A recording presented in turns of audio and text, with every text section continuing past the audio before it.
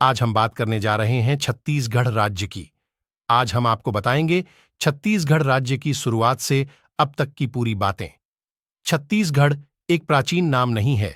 इस नाम का प्रचलन 18 सदी के दौरान मराठा काल में शुरू हुआ। प्राचीन काल में छत्तीसगढ़ दक्षिण कौशल के नाम से जाना जाता था।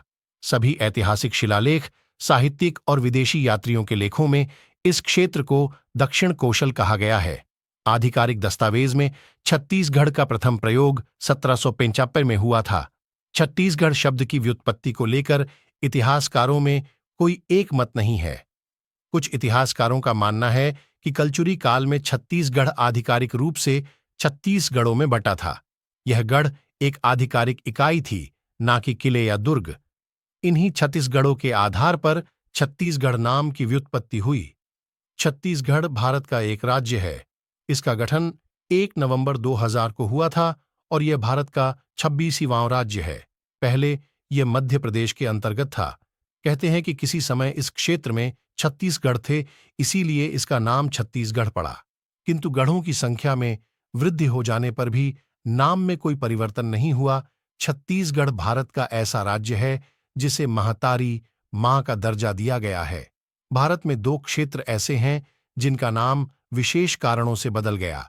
एक तो मगध, जो बौद्ध विहारों की अधिकता के कारण बिहार बन गया, और दूसरा दक्षिण कौशल, जो छत्तीसगढ़ों को अपने में समाहित रखने के कारण छत्तीसगढ़ बन गया। किंतु ये दोनों ही क्षेत्र अत्यंत प्राचीन काल से ही भारत को गौरवान्वित करते रहे हैं। छत्तीसगढ़ तो वैदिक और पौराणिक काल से ही विभिन्न संस्कृतियों के विकास का केंद्र रहा है। यहाँ के प्राचीन मंदिर तथा उनके भग्नावशेष इंगित करते हैं कि यहाँ पर वैष्णव, शैव, शाक्त, बौद्ध संस्कृतियों का विभिन्न कालों में प्रभाव रहा है। एक संसाधन संपन्न राज्य, यह देश के लिए बिजली और इस्पात का एक स्रोत है, जिसका उत्पादन कुल स्टील का 15% है। छत्तीसगढ़ भारत में सबसे तेजी से विकसित राज्यों में से एक है।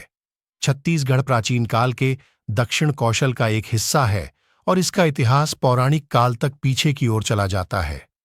पौराणिक काल का कौशल प्रदेश कालांतर में उत्तर कौशल और दक्षिण कौशल नाम से 2 भागों में विभक्त हो गया था। इसी का दक्षिण कौशल वर्तमान छत्तीसगढ़ कहलाता है। इस क्षेत्र के महानदी, जिसका नाम उस काल में चित्रोत्पला था, का मत्स्य पुराण, महाभारत के भीष्म पर्व तथा ब्रह्म पुराण के भारतवर्ष वर्णन प्रकरण में उल्लेख है। वाल्मीकि रामायण में भी छत्तीसगढ़ के बीहड़ वनों तथा महानदी का स्पष्ट विवरण है।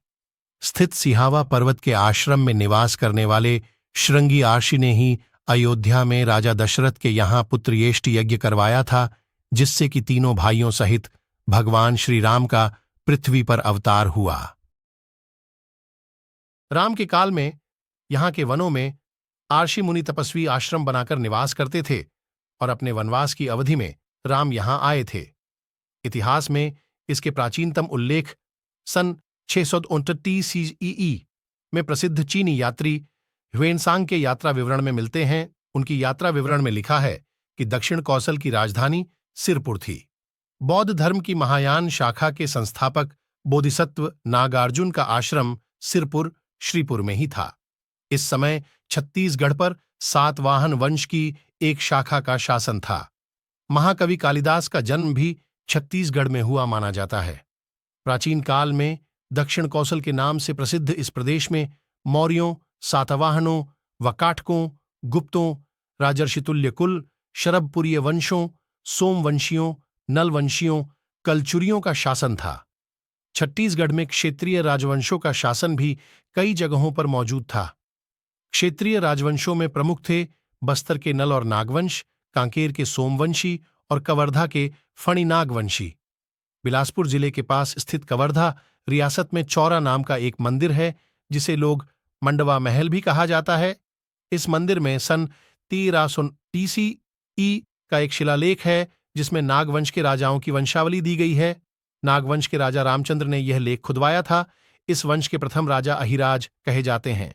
भोरमदेव के क्षेत्र पर इस नागवंश का राजत्व 14वीं सदी तक कायम रहा।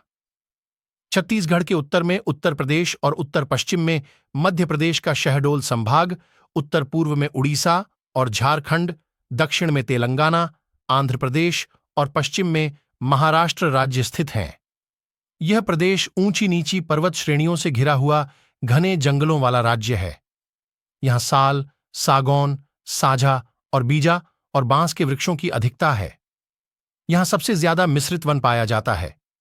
सागौन की कुछ उन्नत किस्म भी छत्तीसगढ़ के वनों में पाई जाती है। छत्तीसगढ़ क्षेत्र के बीच में महानदी और उसकी सहायक नदियां एक विशाल और उपजाऊ मैदान का निर्माण करती हैं, जो लगभग 80 किमी चौड़ा और 322 किमी लंबा है। समुद्र सतह से यह मैदान करीब 300 मीटर ऊंचा है। इस मैदान के पश्चिम में महानदी तथा शिवनाथ का दोआब है। इस मैदानी क्षेत्र के भीतर हैं रायपुर, दुर्ग और बिलासपुर जिले के दक्षिणी भाग। धान की भरपूर पैदावार के कारण इसे धान का कटोरा भी कहा जाता है। मैदानी क्षेत्र के उत्तर में है मैकल पर्वत श्रृंखला। सरगुजा की उच्चतम भूमि ईशान कोण में है। पूर्व में उड़ीसा की छोटी बड़ी पहाड़ियां हैं और आग्नेय में सिहावा के पर्वत श्रृंग है। दक्षिण में बस्तर भी गिरिमालाओं से भरा हुआ है।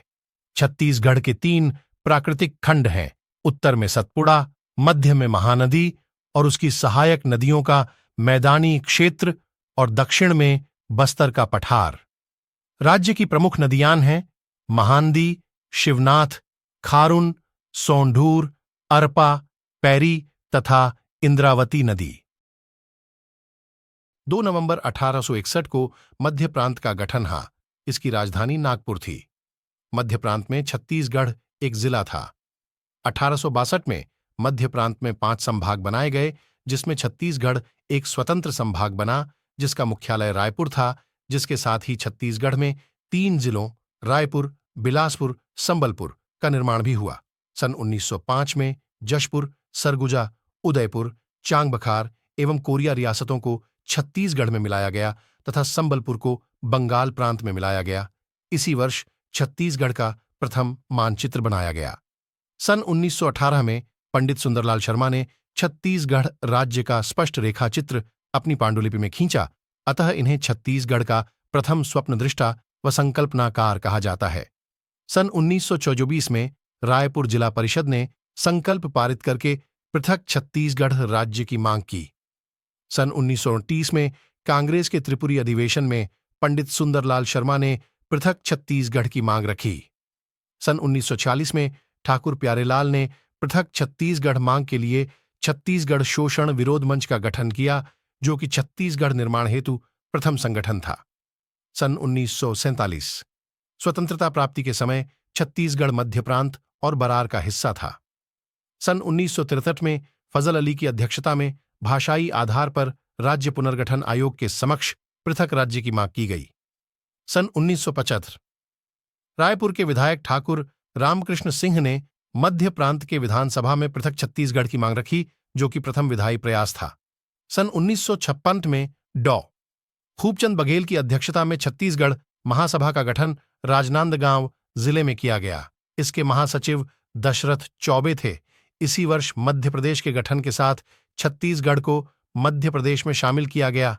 सन 1970 में डॉक्टर खूबचंद बघेल ने बैरिस्टर छेदीलाल की सहायता से राजनांदगांव में पृथक छत्तीसगढ़ हेतु छत्तीसगढ़ भातृत्व संघ का गठन किया, जिसके उपाध्यक्ष द्वारिका प्रसाद तिवारी थे। सन 1976 में शंकर गुहा नियोगी ने पृथक छत्तीसगढ़ हेतु छत्तीसगढ़ मुक्ति मोर्चा का गठन किया। सन 1983 में शंकर गुहा नियोगी के द्वारा छत्तीसगढ़ संग्राम मंच का गठन किया गया। पवन दीवान द्वारा पृथक छत्तीसगढ़ पार्टी का गठन किया गया।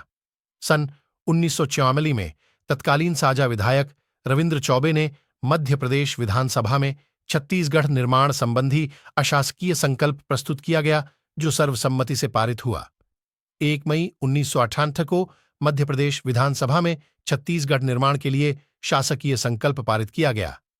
1 नवंबर 2000 भारतीय संविधान के अनुच्छेद 3 के तहत छत्तीसगढ़ राज्य की स्थापना हुई। छत्तीसगढ़ देश का 26वां राज्य बना। छत्तीसगढ़ का निर्माण मध्य प्रदेश के 3 संभाग रायपुर, बिलासपुर एवं बस्तर के 16 जिलों, 96 तहसीलों और 146 विकास खंडों से किया गया। प्रदेश की राजधानी रायपुर को बनाया गया। छत्तीसगढ़ राज्य गठन के समय यहां सिर्फ 16 जिले थे, पर 2007 में 2 नए जिलों की घोषणा की गई, जो कि बस्तर संभाग का नारायणपुर व बीजापुर था। 2012 में छत्तीसगढ़ के मुख्यमंत्री डॉ रमन सिंह ने 9 नए जिलों का निर्माण किया। 15 अगस्त 2019 को छत्तीसगढ़ के मुख्यमंत्री भूपेश बघेल ने बिलासपुर जिले से काटकर एक नए जिले के निर्माण की घोषणा की। वर्तमान में मुख्यमंत्री श्री बघेल द्वारा और नए 04 जिले का घोषणा किया है। इस तरह अब छत्तीसगढ़ में कुल 32 जिले हो गए हैं। आदिवासी कला काफी पुरानी है। प्रदेश की आधिकारिक भाषा हिंदी है। प्रदेश की आदिवासी जनसंख्या हिंदी की एक उपभाषा छत्तीसगढ़िया है।